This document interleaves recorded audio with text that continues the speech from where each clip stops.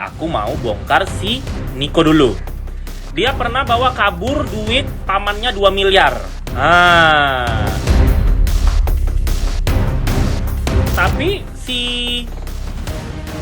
Bang Boim itu tidak pernah bercerita kalau dia itu pernah masuk penjara. Terus aku lihat lagi mereka pindah kamar di sebelahnya, berduaan lagi rebahan.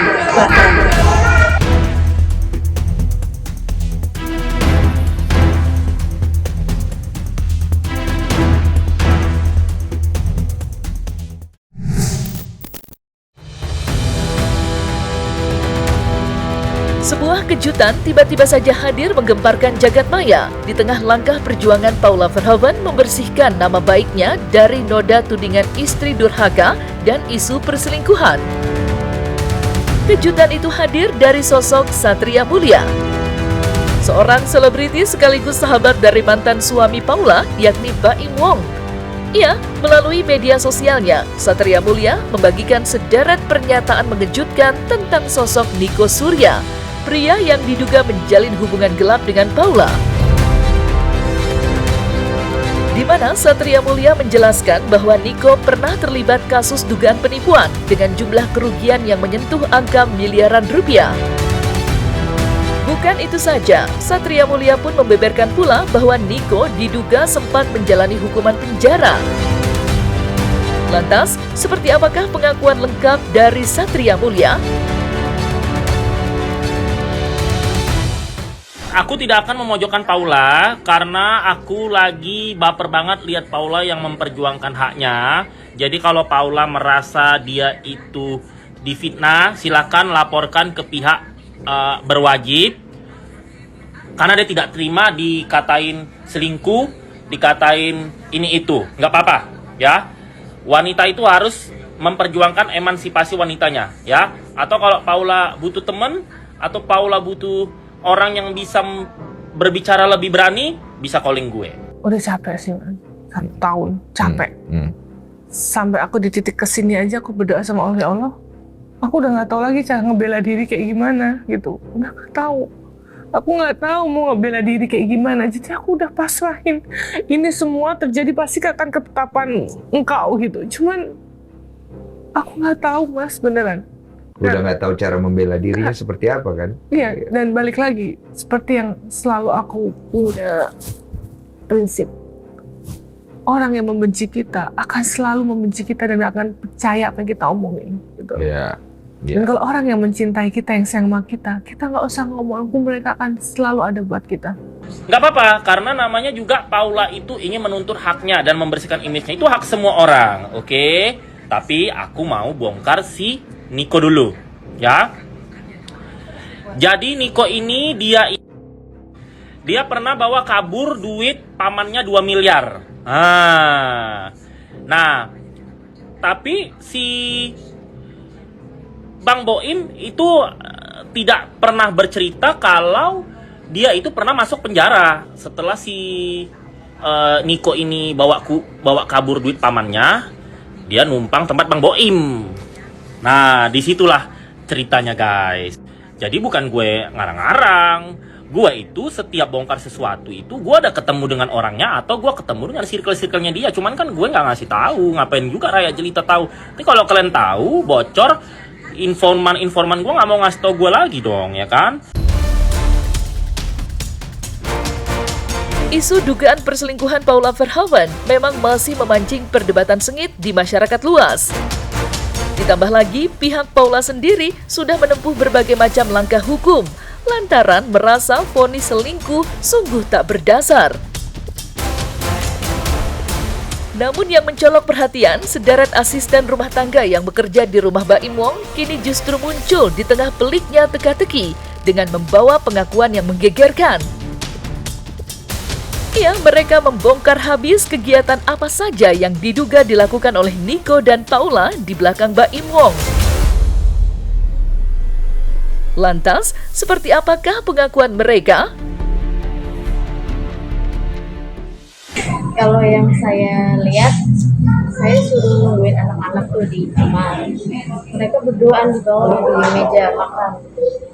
Itu nunggunya nyampe pagi subuh jam 4 jam 3 tuh.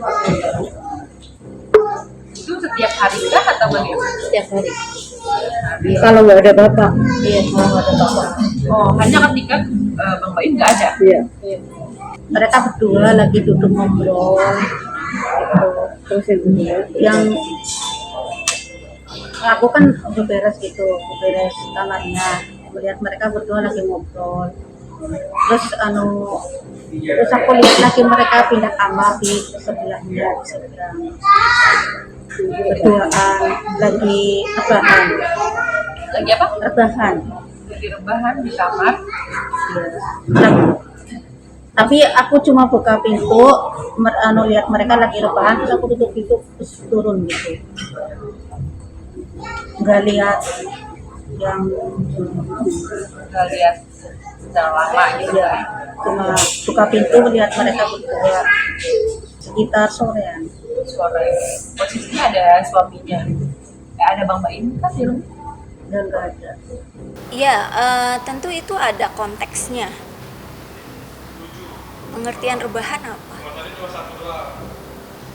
Rebahan satu tempat tidur, rebahan satu di sofa, satu di sana, itu kan konteks ya.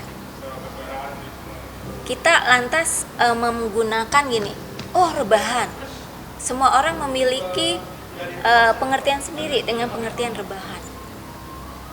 Padahal bisa saja rebahannya itu misalkan ini sofa, saya rebahan di sini, yang satu misalnya ngobrol di sana, itu kan juga rebahan.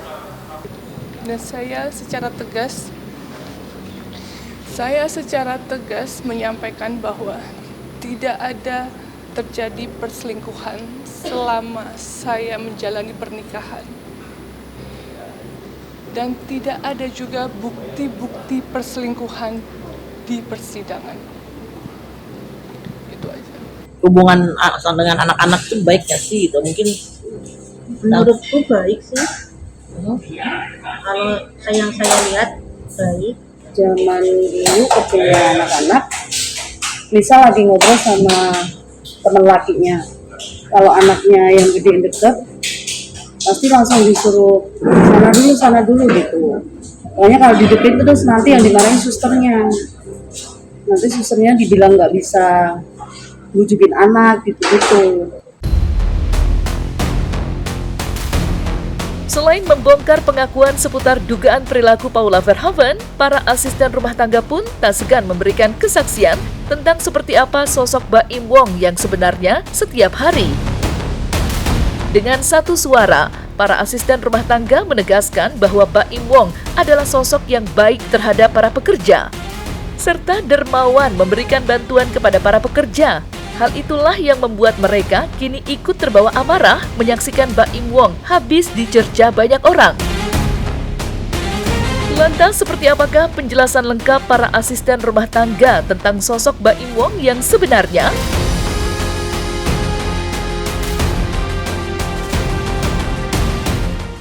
Kita pun sebagai pekerjanya, karyawannya melihat sosok Pak Baim baik di dalam kayak ya royal, ibaratnya dermawan lah, melihat orang susah pun dia bantu, ibaratnya di rumah pun ibaratnya kita selalu sebagai karyawannya dia selalu menyapa, ibarat tanpa melihatkan ekspresi kesedihannya, ibaratnya walaupun kita di rumah pun tahulah kondisinya seperti apa.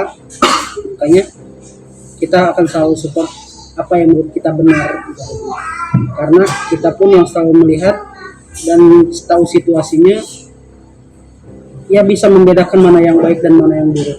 Ya sebenarnya gemes sih kalau ngeliat bapak, mungkin lebih baik bapak itu diem ya, karena bapak itu di posisi saat ini yang kasarnya nafas aja salah ya, mau orangnya bener kayak apapun, kalau netizen tuh udah membela satu orang pasti dianggapnya salah terus.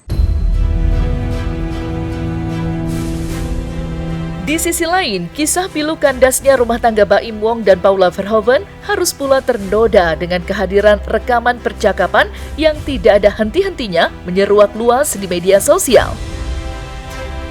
Rekaman suara yang diduga berisi percakapan ketika Baim memergoki Paula contohnya, sebuah rekaman yang kini menjadi perbincangan panas lantaran diduga sengaja direkam oleh Baim Wong. Menanggapi hal itu, pihak Paula pun buka suara dan mengingatkan bila sebuah rekaman diambil tanpa persetujuan kedua belah pihak, maka berpotensi berdampak pada hilangnya ruang aman bagi korban. Khususnya bagi perempuan yang tengah berjuang mempertahankan hak dan martabatnya. Namun bila mana rekaman pengakuan Paula tentang percakapan mesra itu benar adanya, mengapa Paula kini menyangkalnya?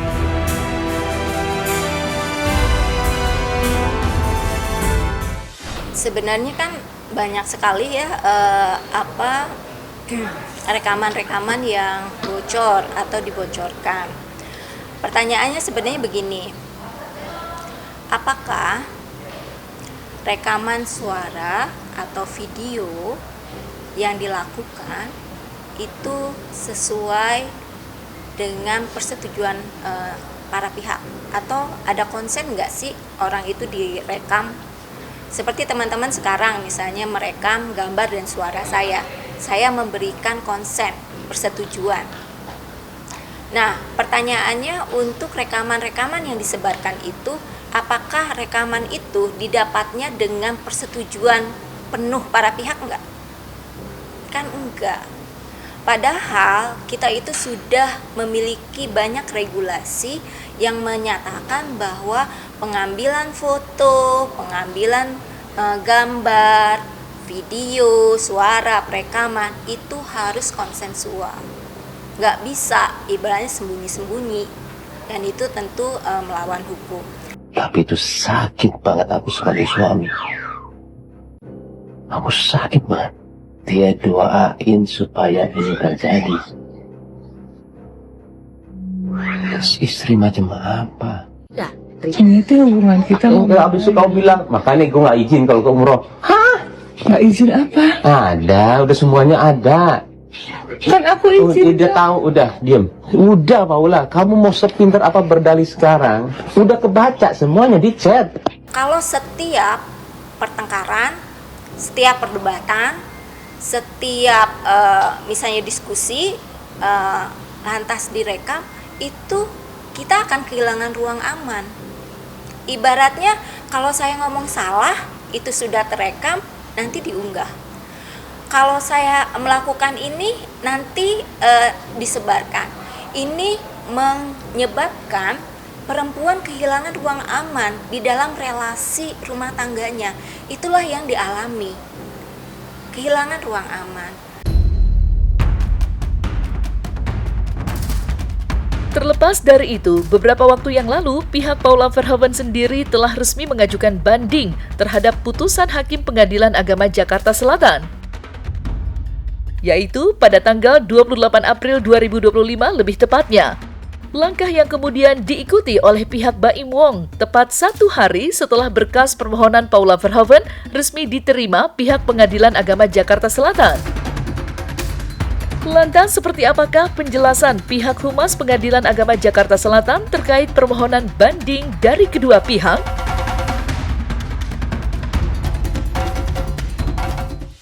Benar itu ya. Perkara nomor 3477 ini sudah tercatat di dalam aplikasi bahwa pihak termohon ya atau juga dia posisinya sebagai penggugat rekonvensi, maka dalam perkara banding ini dia sebagai pembanding. Dari pihak termohon itu telah menyampaikan permohonan banding atau pernyataan bandingnya tanggal 28 April 2025. Permohonan banding itu belum menjelaskan tentang alasan-alasan, sebab nanti baru tahu alasan-alasan itu ketika pihak yang mengajukan banding itu menyampaikan memori banding, gitu ya. Dan walaupun tidak memori banding, kan intinya orang banding itu mengajukan keberatan atas putusan pengadilan. Jadi putusan yang disampaikan oleh pengadilan itu dia tidak puas, makanya dia upaya hukum dengan banding. Dan informasi terakhir ternyata sehari kemudian pihak pemohon juga ya mengajukan banding juga. Jadi dua-duanya mengajukan banding.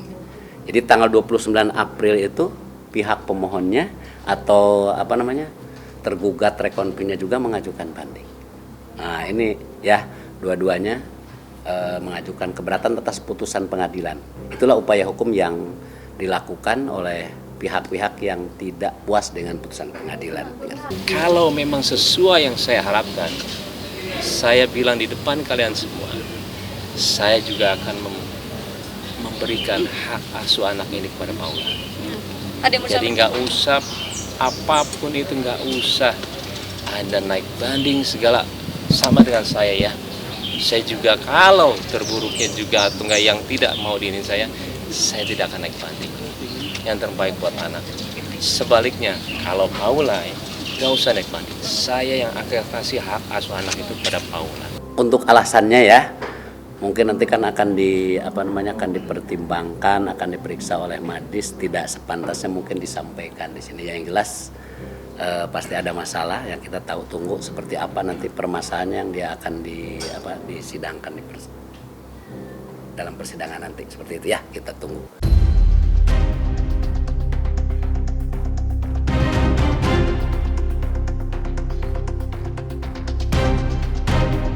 Nah, selesai sudah Cumi Lovers. Jangan lupa untuk like, subscribe, dan juga share channel YouTube Cumi Cumi.